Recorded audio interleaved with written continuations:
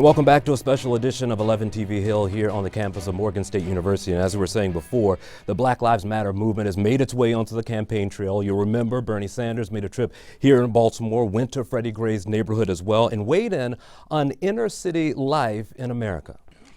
Unemployment off the charts, schools not working, kids getting involved in drugs, ending up in jails rather than having jobs and having education. It's not what this country should be about.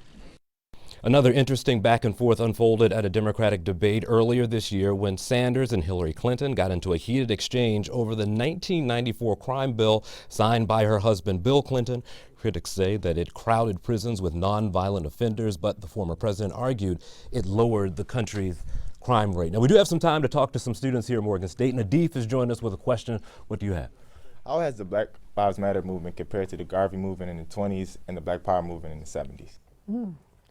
Well, I'd like to take a stab at that, Nadif, because I do look at the Garvey movement, I do look at Black Power, and I think would compare more to that than to the Civil Rights movement. I mean, if you think about the Civil Rights movement and what Dr. Higginbotham at Harvard said, the Civil Rights movement was about respectability politics. You had the church being an institution in front of the movement. With Black Power and with the Garvey movement, it came up from the community. You're talking about having rabble-rousers, right? People who are going against the system and saying we have to overthrow the system in order to work. Garvey talked about leaving this country and setting up our own government. Black Power said, you know, it's no more about respectability politics. It's about Black power and loving Black people. That's the whole James Brown, Black is beautiful. So I would compare Black Lives Matter more to Black Power and Garvey, but people don't know that.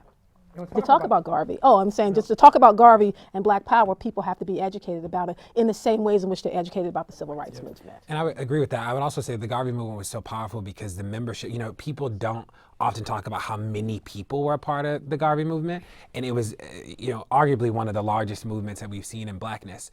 And I think what's powerful about the movement now is that so many people have access to the movement because of social media and because of different types of organizing in ways that are truly powerful. And importantly, this is about explicitly centering Blackness. And I think that that is a common thread throughout all of this. Nadif, thank you, man. We have one more question. Stephen, come on up. We have one more question for the panel.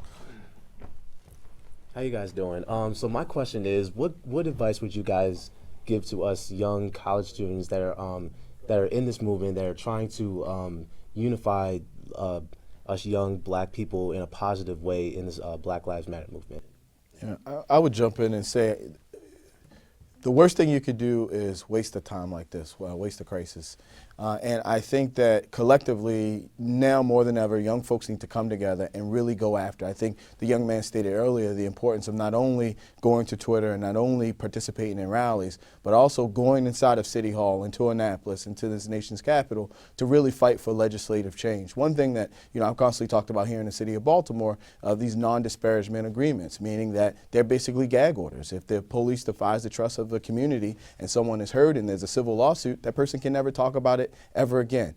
That does not provide transparency or accessibility to what's going on in our community. So I would say be engaged on both fronts, not only just on the rallies and on Twitter, but also in City Hall to ensure that our city government, our national government, our state government is providing the legislation that's going to really go after these issues. Stephen, thank you. We appreciate it. Certainly.